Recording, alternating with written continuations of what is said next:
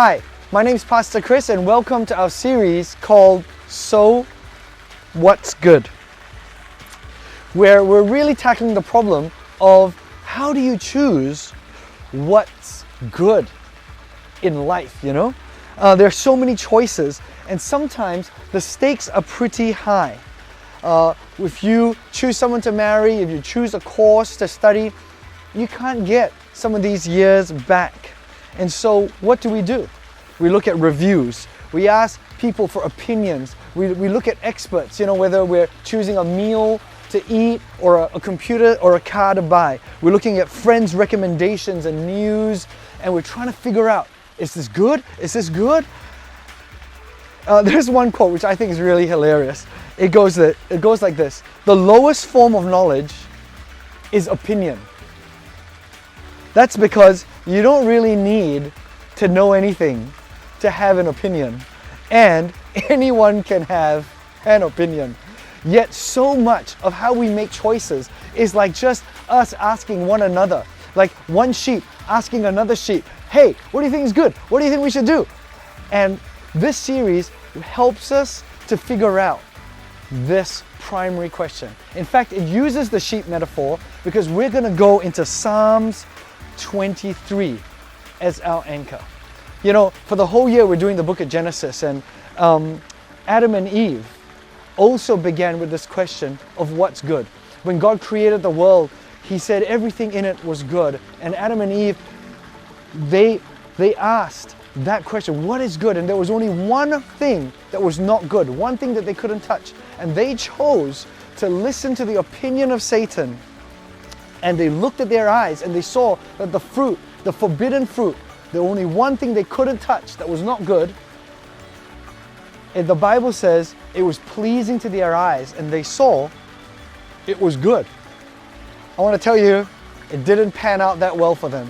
Sin entered into the world, and we now know that there were dire consequences for them choosing something that was not good. I'm hoping that during this series, you will engage with Psalms 23 and I guess orient your life to choosing good things. I want to start with verse 1 of Psalms 23, and it goes like this: the Lord is my shepherd, I shall not want. Psalms 23, probably of all the Psalms, is the pinnacle of the Psalms. It's the one that most people know and remember. I recently came back from a holiday with my wife to celebrate our 20th anniversary, and we were fortunate enough to go to the Louvre, where they had the Mona Lisa on display. I'll tell you now, the most famous item in the Louvre, which is probably the most famous art museum in the world, the most famous item there was the Mona Lisa.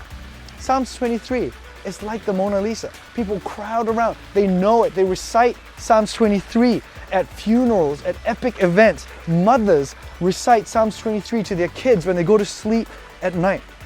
And it kicks off with this framework: the Lord is my shepherd, and I shall not want, or I shall have no lack.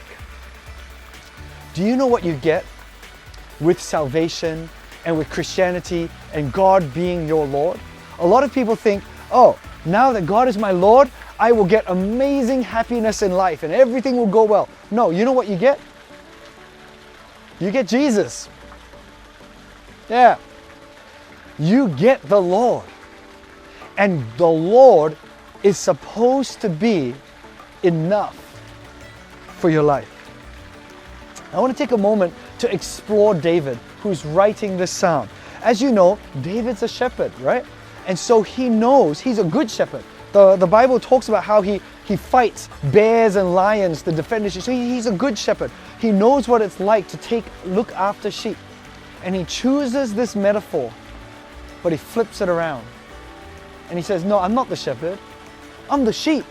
And God is my shepherd. And just like my sheep, I will have no lack. I will want for nothing because I have got a good shepherd.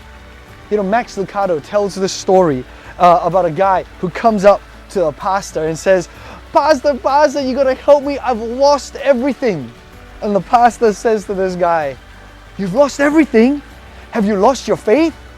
And the guy says, no, I haven't lost my faith. Have you lost your character? No, I still love the Lord and I'm still wanting to do really good things for Him. And have you lost your salvation? No, I'm not coming here to tell you about me losing my salvation. And then the pastor says to him, well then, you haven't really lost anything of eternal significance. And that's what's in view when Psalms 23 verse 1 starts with, the Lord is my shepherd, I shall not want. All the important things in life, God can provide. You know, the shepherd metaphor isn't one that we normally go to.